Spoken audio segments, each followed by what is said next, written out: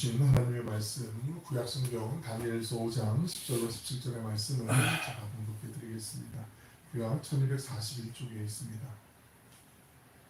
왕비가 왕과 그 귀족들의 말로 말미암아 잔치하는 궁에 들어왔더니 이에 말하여 이르되 왕이여 만수무강하옵소서.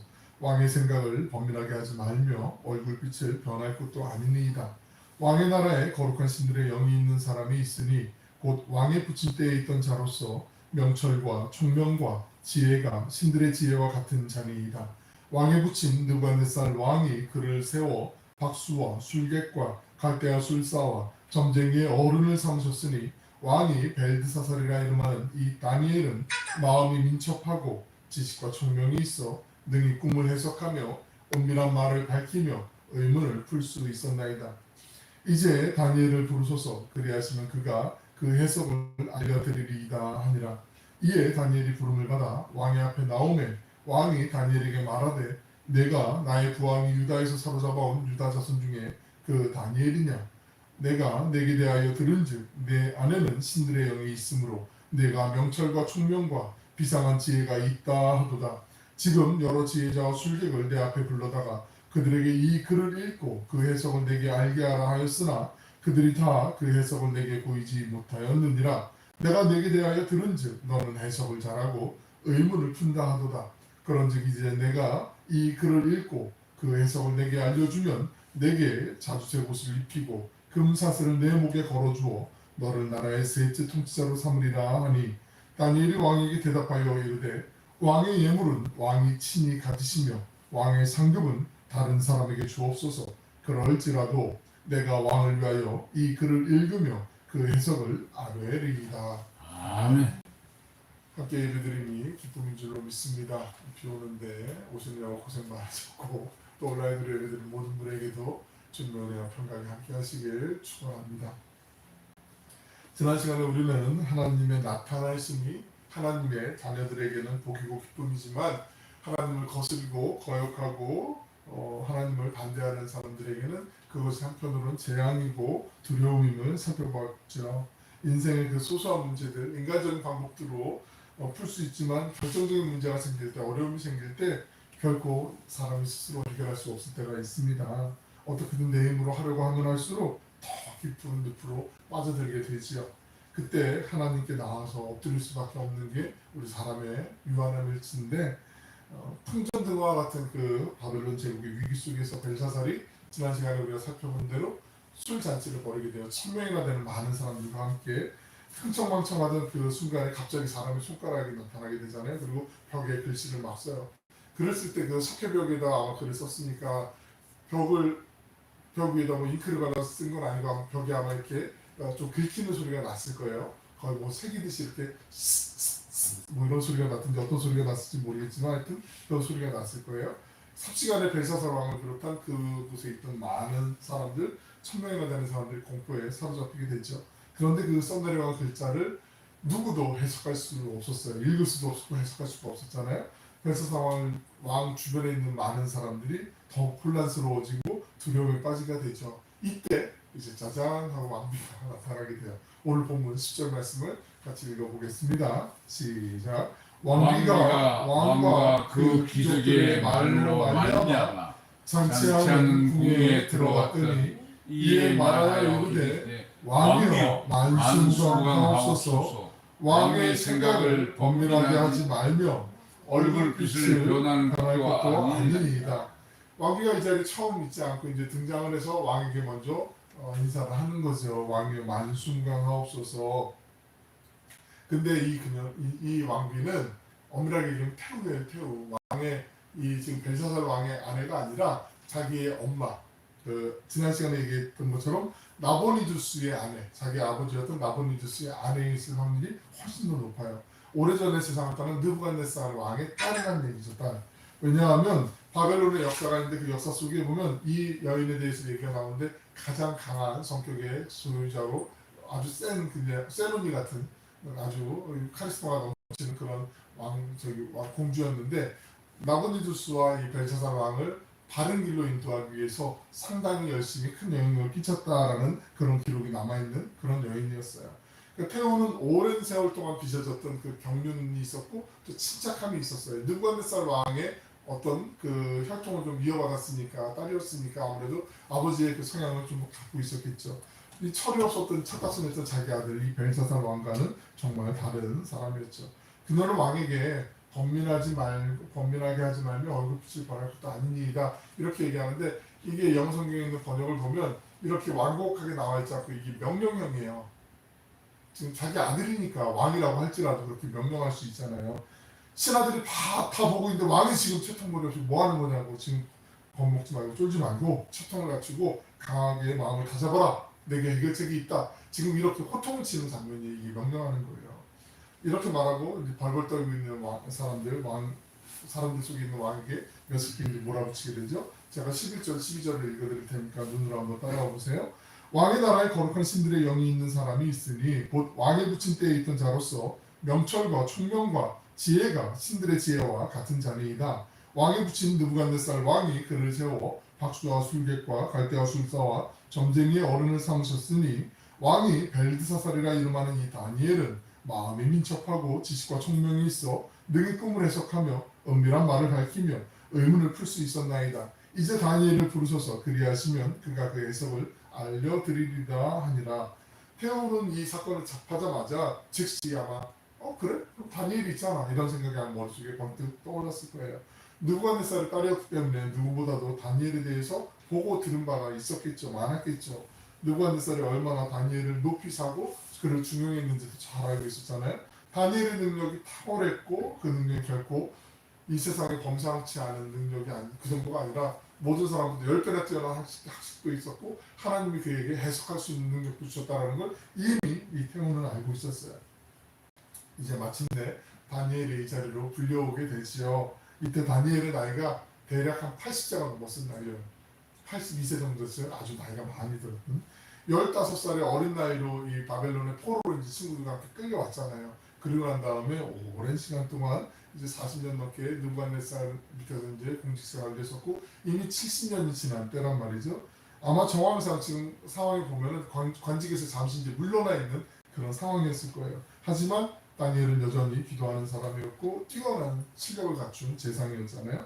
느부갓네살 왕 이후로 왕들이 이제 권력 다툼을 막 벌였다라는 거 지난 시간에 잠깐 말씀드렸잖아요. 무려 7년 동안 느부갓네살 사후 7년 동안 4명이나 왕이 이제 바뀌게 되는 그런 가족 친척들끼리 서로 죽이고 죽이는 암투가 벌어지고 그 속에서 이제 왕위를 찬탈하고자 하는 그런 일들이 있었고 지금 이제 철부지 벨사살 왕의 형편없는 지도력에 관해서도 이미 다니엘은 아마 듣고 알고 있었을 거예요. 그리고 지금 이 바벨론이 지금 바사제국 페르시아에 다 포위되고 이제 풍전등화 같은 상황인데도 지금 정신없이 지금 1000명이나 되는 사람들과 모여서 왕궁에서 연애를 벌이고 있는 것도 아마 알고 있었을 거예요. 그때 마침 왕궁에서 이제 호출 명령이 온 거지요. 아마 다니엘은 왕궁으로 가는 길에 하나님께 기도했을 거예요. 그리고 기도하면서 하나님의 사자가 하나님이 아마 음성으로 들려주셨을 거예요. 이 여러 가지 사건에 대해서 특별히 벽에 손가락이 나타나서 글자를 쓴 사건에 대해서도 다니엘에게 아마 언지를 주셨을 거라고 생각을 해요. 물론 뭐 와서 봐서 다니엘에게는 통찰력이 있으니까 하나님의 마음을 잘 알고 있었겠지만 아마 다니엘이 기도하면서 그 하나님께 아마 하나님 무슨 상황인지요 어떻게 해야 할지 충분히 기도하고 하나님의 마음을 읽고 아마 이 자리에 갔을 거예요. 벨사살 왕 앞에 왔을 때 다 꿰고 있었던 거죠. 여호와의 성소에 쓰였던 사람들이 지금 손에 들고 있다가 내려놨을 수도 있고 아마 벌벌 떨면서 계속 붙잡고 있을지 모르겠지만 그 집기들이 하나님을 제사하는데 하나님을 예배드리는 데 쓰였던 성물이었다라는 걸 알고 있잖아요. 근데 이 거룩한 성물을 지금 이 녀석들이 자기들 이 광란에 파티를 하는데 지금 쓰고 있다니 막 마음이 막 갈기갈기 찢어지겠죠. 그리고 하나님이 얼마나 힘들어하실까 알겠죠. 그러면서 마음속으로 아마 그랬을 거예요. 끝났구나. 이제 정말 바벨론의 시기는 여기서 끝났구나. 하나님이 가만히 두지 않으시겠구나. 다니엘은 직감적으로 아마 알았을 거예요. 아마 하나님의 영광이 이렇게 훼손되는 것에 대해서 분노하는 마음도 아마 생겼을지 모르겠어요. 13절에 있는 말씀을 같이 한번 읽어보겠습니다. 시작. 이에 다니엘이 부름을 받아 왕의 앞에 나오매 왕이 다니엘에게 말하되 내가 나의 부왕이 유다에서 사로잡아온 유다 자손 중에 그 다니엘이냐. 벨사살이 다니엘에게 다가오자 네가 내 부왕이 유다에서 사로잡아온 유다 자손 중에 그 다니엘이냐라고 물었어요. 이 부왕 아버지는 보통 이 땅에서 관습적으로 그 자기 아버지가 아니어도 할아버지나 조상이어도 위대한 그 왕을 따라가고 싶고 그 계보 정통성을 자기가 인정받고 싶어서 아버지 느부갓네살 이렇게 표현한다라고 말씀드렸잖아요. 외할아버지라고 말씀드렸잖아요. 느부갓네살 왕이 내 부왕이 그러니까 느부갓네살을 사로잡아한 그 포로 중에 한 명이냐라고 얘기하는데 언뜻 봐도 이게 처음 만나는 자리 같거든요. 그래서 처음 만나는데 첫인사치고 되게 무례하지 않아요? 아무리 자기가 왕이어도 왕자여도 자기 할아버지 꼴 되는 나이거든요. 지금 상황을 보면은. 그런데 되게 무례하게 네가 말로 듣던 그 유명한 다니엘이구나. 네가 그 우리 저 알지도 못하는 그 머나먼 그 변방의 유다에서 사로잡아온 그 포로 출신의 너 다니엘이냐? 하고 지금 이렇게 물어보는 거죠. 그러니까 이 말 속에 이미 서열을 그래도 나누고 싶은 거예요. 자기는 정말 갑이고 너는 을중의 을이야라고 이 정체성을 다시 한번 확인시켜주고 싶은 그런 마음이 있었던 거죠. 벨사살이 이어서 말을 해요. 14절도 한번 같이 읽어보겠습니다. 시작. 내가 내게 대하여 들은즉 내 안에는 신들의 영이 있으므로 내가 명철과 총명과 비상한 지혜가 있다도다. 벨사살은 이때 처음 이제 대면했으니까 내가 내게 대하여 들은즉 내가 내게 대하여 들은즉 다른 사람 얘기 들어보니까 너 이렇다며 얘기하는 거예요. 이 16절에도 이 표현이 그대로 나오거든요. 우리가 아주 고수, 실력 있는 사람을 화면으로 보거나 얘기를 들은 거하고 직접 그 앞에서 보는 거하고 다를 수가 있거든요. 뭐 운동이나 뭐 무술하는 사람들도 그렇잖아요. 뭐 어우 대단하다 야 어떻게 저렇게 하지? 하는 거하고 바로 눈앞에서 그 실력을 보여주는 거는 차이가 큰 것처럼 이제 드디어 말로만 들었던 그 고수 다니엘을 만나게 되는 거죠. 느부갓네살이 사망한 다음에 앞서 말씀드린 것처럼 몇 번이고 바벨론 왕궁에 피비린내 나는 여러 가지 암살과 정치 음모가 난무하는 동안 아마 다니엘이 물러나서 수많은 시간, 수년 동안 길게는 10년 이상 그렇게 물러나서 아마 조용히 살고 있었을지 모르겠어요. 훌륭한 임금은 훌륭한 신하를 알아보는 법인데 느부갓네살 이후의 왕들이 그런 해안이 없었어요. 무지했기 때문에 다니엘과 같은 경우는 아주 훌륭한 신하를 최하에 그냥 썩혀두고 있었던 거죠. 그러나 벨사살은 다니엘을 단순히 몰라서 그의 존재를 몰라서 벨사살이라고 왜 존재를 몰랐겠어요? 소문을 왜 못 들었겠어요? 주변에 있는 사람들이 아마 자기의 그 과외를 공부를 시켜주는 선생님들이 왕이요, 왕자님 뭐 선왕 때는 이런 분이 있었고 이런 사람이 있었는데 특히 다니엘이라는 사람은 특출난 사람입니다. 사람들이 얘기 안 했을까요? 그의 엄마가 얘기 안 했을까요? 충분히 얘기하고 남았죠. 그런데 이 벨사살이 존재를 인정하고 싶지 않았던 거예요. 부르지 않았어요. 알았는데 부르지 않은 거예요. 어찌 보면 은근히 그를 두려워하는 거죠. 다니엘이면 해결될 텐데 그 마음속에 아마 그런 갈등이 있었을 거예요. 그런데 마지못해서 자기 엄마도 왔잖아요. 왕비도 왔잖아요. 그리고 주변에 있는 사람들도 이럴 때 불러야 되는 사람 딱 한 명밖에 없는데 다니엘인데 너 그거 모르고 있니? 너 알고 있잖아. 왜 그래? 몰라 막 주변에 따가운 눈총이 아마 자기에게 막 집중되고 있었을 거예요. 그럴 때 마지못해 아마 불렀었지 않을까. 정황상 보면 지금 그림이 좀 머릿속에 그려지시잖아요. 다니엘에 대한 아마 약간 열등감 같은 거, 두려움 같은 게 아마 벨사살 왕에게는 있었을 거예요. 그가 하나님이라는 거, 그리고 바벨론 모든 그 상황 가운데 다니엘이 이끌어왔던 그 탁월한 그 지도력이 있었다라는 거 누구보다 잘 알고 있었어요. 하지만 그 다니엘이 이렇게 그 앞에 나타나기까지는 머뭇머뭇거리는 이 벨사살의 이 어리석음이 있었다라는 것도 우리가 좀 눈여겨볼 필요가 있어요. 정말 세상은 그래요. 어려움이 생길 때 그래도 어떻게든 뭐 해보겠다고 막 힘을 쓰고 막 하는데 지혜를 짜내는데 그게 안 되는 거 뻔히 알 때는 빨리 하나님께 돌아와야 되는데 하나님의 사람을 붙잡고 내가 교회는 안 다니고 미안하지만 그래도 마음에 좀 기도 좀 해줄래? 그렇게 해서 좀 다가가야 되는데 결국 나중에 깨닫게 되는 경우들이 있어요. 아쉽지요.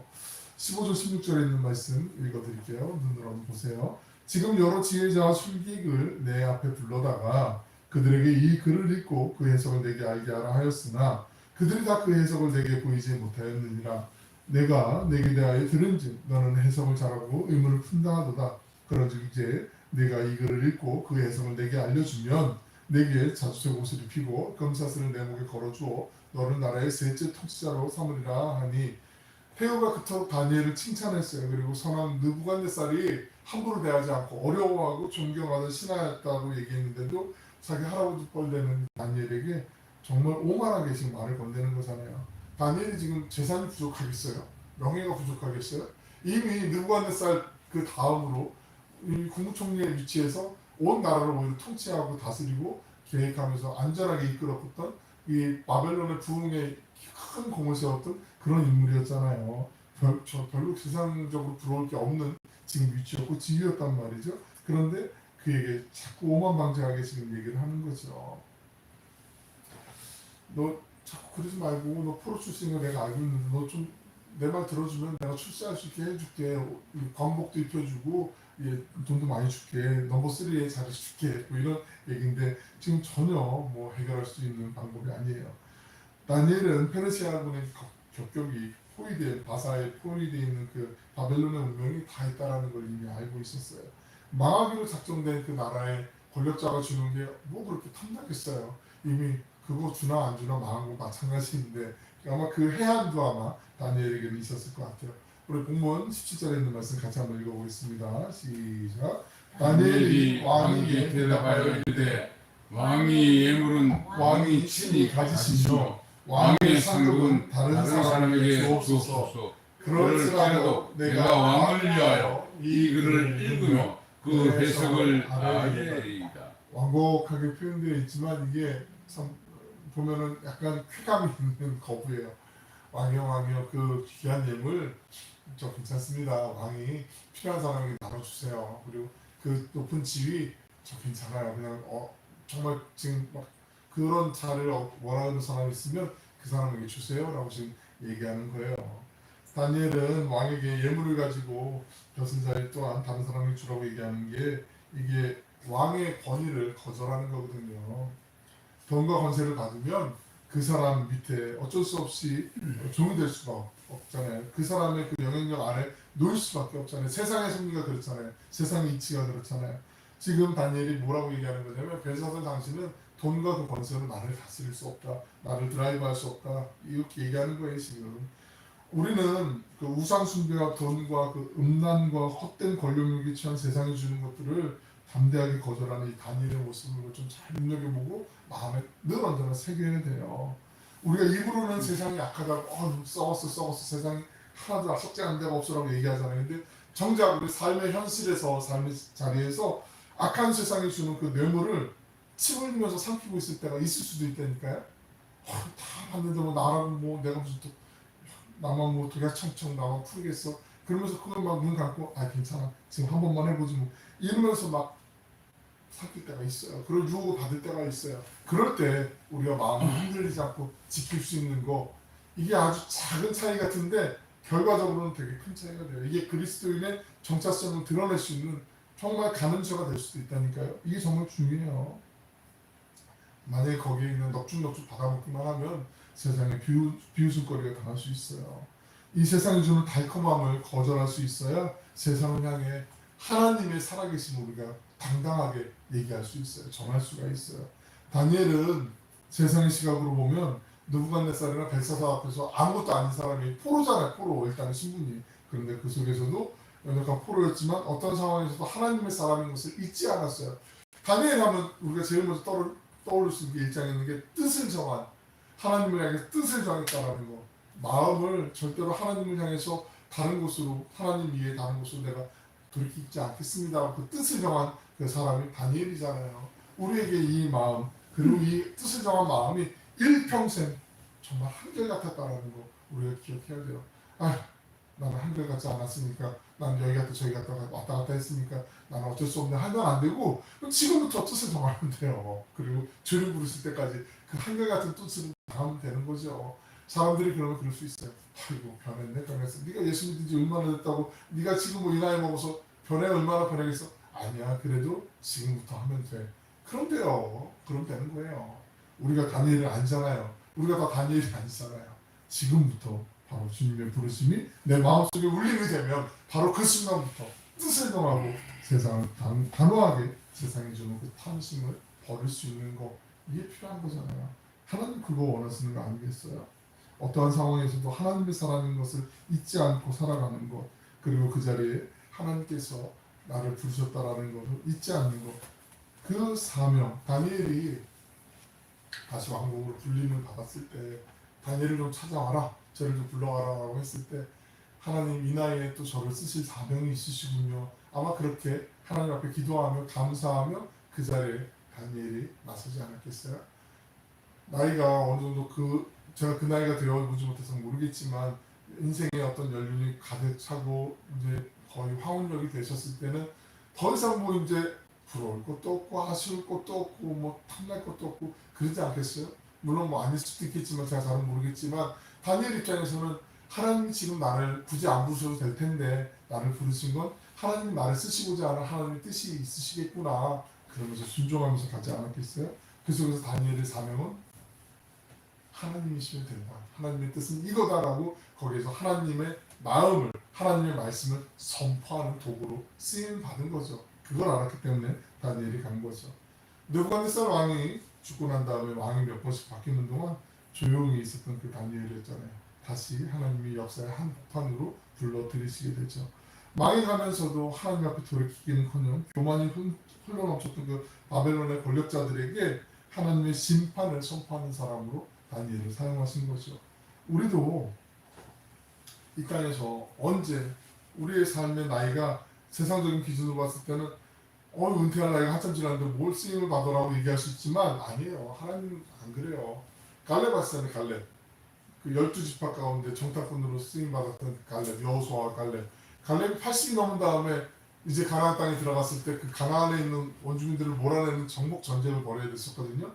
80이 넘었는데 가장 그 땅에 있는 무서운 무시무시한 강력한 적군이 있는 곳에 내가 하겠습니다. 이 산지를 내게 주소서 그렇게 고백하고 나아갔던 사람이 갈렙이었어요. 그때만 연세가 80이 넘었다니까요. 그러니까 우리는 세상의 기준하고 달라야 돼요. 하나님 나를 이때 부르실 때 이때도 하나님 나를 쓰실 일이 있고 역할이 있고 나에게 맡겨주실 소명이 있구나 사명이 있구나 그것을 우리가 늘 언제나 준비하고 있어야 되는 거죠. 그러면 다니엘이 마치 80살이 넘었지만 그 열정 넘치는 카리스마로 벨사살 왕과 고위 관료들을 완전히 제압했던 것처럼 우리에게도 하나님이 그런 역할을 그런 사명을 반드시 주시고 우리가 하는 거 아니고 하나님이 감당할 힘과 또 지혜와 또 믿음에 필요한 모든 것들을 허락해 주시는 거죠. 그게 바로 사명자들의 삶인 거죠. 아마 주변에 벨사살 왕과 그 주변에 있는 사람들이 아마 속으로 그런 얘기 하지 않았을까요? 다니엘의 그 기기가 넘치고 몇 마디 말을 던지지 않았지만 그 모습을 보면서 전설이 아니라 정말 사실이었구나. 레전드 제가 눈으로 확신했습니다라고 그렇게 얘기하지 않았겠어요? 우리에게는 가장 위대한 왕이었던 느부갓네살 왕조차 저 사람 앞에 고개를 숙이고 무릎을 꿇었다고 했던 그 말이 정말 사실이었구나. 진짜였구나. 아마 보자마자 느꼈을 거란 말이죠. 다니엘은 왜 하나님께서 자신의 생명을 지금껏 거두지 않고 살려주셨는지를 다시 한번 깨닫게 된 거죠. 벨사살 왕 앞에 서 있던 그 다니엘의 모습을 어찌 보면 로마 제국의 그 무시무시한 권력 앞에 당당히 서 계셨던 예수님의 모습과도 우리가 좀 견주어 볼 수가 있을 것 같아요. 세계를 제패한 로마 제국의 그 빌라도 앞에 예수님에게 빌라도가 거만하게 얘기하잖아요. 그때 한마디만 하면 되셨어요. 그런데 그 하나님의 뜻을 이루시기 위해서 한마디 안 하시고 오히려 예수님이 당당히 십자가의 길을 가려고 수용하시고자 했을 때 그때 예수님의 모습은 초라하고 연약한 겉모습이 아니라 그 로마의 그 무시무시한 제국 앞에서 당당한 모습, 하나님의 아들의 모습으로 의연한 모습으로 전혀 위축되거나 흔들리지 않으셨죠. 담대하게 하나님의 말씀을 선포하셨고 십자가와 부활의 그 사명 끝까지 주님께 주어진 그 사명을 완수하셨어요. 우리에게도 그런 담대함이 믿음의 당당함이 필요하죠. 언제나 우리에게도 그런 거 있잖아요. 우리가 보통 강한 사람 앞에는 위축되게 되어 있고 약한 사람 앞에서는 괜히 어깨에 힘들어하고 목에 힘들어하고 막 이럴 때가 있잖아요. 그런데 우리 믿음의 사람들은 반대로 살아가는 게 중요하거든요. 아무리 세 보이고 당당한 사람이라 할지라도 그 속에서 우리가 기죽을 필요가 없어요. 하나님의 사람이기 때문에 교만하자는 건 아니에요. 그건 오해 안 하시고 잘 아실 줄 믿고요. 약한 사람 볼수록 더욱더 겸손하고 온유해야 되는 건 우리가 더 그래야 되는 거 아니겠습니까? 특별히 이 한가위 면접을 맞아서 하나님 우리에게 이 사명을 숙제를 아마 주신 거 아닌가 오늘 말씀 준비하면서 그 생각을 해보게 돼요. 우리 만나는 사람들에게 더욱더 주님 앞에 그리한 것처럼 우리가 더 친절해야 되는 거 우리에게 주신 숙제인 것 같아요. 그리고 교만한 사람 앞에서도 당당할 수 있는 거 보통 친지들 만나고 가족들 만나고 그러면 거기 보면 뭐 좋은 얘기 하다가 자랑해요. 보면 뭐 해주고 뭐 자식이야 자랑, 주변의 자랑, 뭐 자랑, 집값 얼마 났냐, 뭐 승진했냐. 자랑도 좋죠. 좋은데 그 속에서 그 자랑이 더불어 함께 즐거워하고 기뻐할 수 있는 축하하면 좋은데 그렇게 우리는 이끌어 가야 되잖아요. 근데 이게 비교 우위에 있어서 자랑하면 그건 끝도 없어요. 끝도 없어요. 아무리 자랑을 해봐요. 그 마음이 결국 나중에 허전해져요. 나중에 더 센 거 자랑해야 되는데 나중에 센 거 자랑할 게 없잖아요. 그러니까 그거 한이 없어요. 그 허전한 마음이. 그런데 그 속에서 우리에게 하나님이 그런 기회를 주셨을 때 우리에게 가장 소중한 하나님을 자랑할 수 있으면, 예수님을 자랑할 수 있으면 얼마나 감사한 일인가. 우리의 삶은 유한하잖아요. 하지만 영원한 나라 천국을 바라볼 수 있도록 하나님이 우리에게 은혜를 베풀어 주시고 그 천국을 가는 길에 나만 가는 거 아니고 우리만 가는 거 아니고 우리를 통하여서 믿음의 가족 되지 않은 우리 주변에 있는 가족들에게, 친지들에게 그 주님을 자랑할 수 있고, 주님의 사랑을 맛보니까 내가 아직은 서투르지만, 내가 완전하진 않지만, 온전하지 않지만 가끔씩은 나도 욱하는 게 드러나와서 옛사람 때문에 나도 스스로에 보면 막 창피하고 부끄럽지만 그래도 주님의 사랑이 나를 여기까지 이렇게 만들어줬고 다듬어 주셨고, 나는 또 내년을 기대하면서 얼마나 변해갔을까 나도 기대하는데 여러분도 한번 기대해 주세요. 그리고 그 변한 사랑으로 여러분 다시 한번 만나길 원합니다. 그 마음으로 가족 친지를 만나면 한층 더 너그러워지겠죠. 넓어지겠죠 마음이. 그리고 우리의 마음속에도 세상의 그 날카로운 뾰족뾰족한 어떤 공격용 무기와 같은 자랑의 어떤 서로 비교 위에 그런 만남 속에서 받았던 상처들을 좀 완충작용시켜주는 쿠션처럼 말랑말랑하게 바꿔주는, 그 완충작용할 수 있는 그 마음으로 우리를 하나님이 바꿔주시고 그 사명의 자리에 우리를 선하게 사용해 주실 거예요. 선으로 악을 이기며 선한 일에 우리가 아름답게 쓰임받는 그 선한 영향력을 끼치는 주님의 귀한 도구로 이 한 주간 다니엘처럼 당당하게 하지만 온유함과 겸손함을 잃지 않은 그 믿음의 승리자들이 되시기를 주님의 이름으로 간절히 축원합니다. 기도하겠습니다. 사랑을 하여 풍성하시고 자비로우신 아버지 하나님, 저희의 삶의 자리가 묵묵하지 않다 할지라도 더욱 굳센 믿음을 허락하여 주셔서 하나님의 뜻에 합당하게 살아가는 신실한 믿음의 용사들이 되게 하여 주시옵소서. 세상에서 살아갈 때 언제나 불의함을 멀리하게 하여 주시고 달콤한 유혹 뒤엔 치명적인 함정이 있는 것을 잊지 않게 하여 주셔서 하늘의 지혜로 어려운 순간들이 있을 때 잘 이겨내게 하여 주옵소서. 그리하여 하나님께서 우리를 부르실 때 순결하고 정결한 주님의 도구가 되어 주님께서 우리의 한 사람 한 사람에게 맡겨주신 사명을 잘 감당할 수 있는 하늘의 지혜로 충만케 하여 주시옵소서. 감사를 드리며 사랑 많으신 예수님의 이름으로 기도 올려옵나이다. 아멘.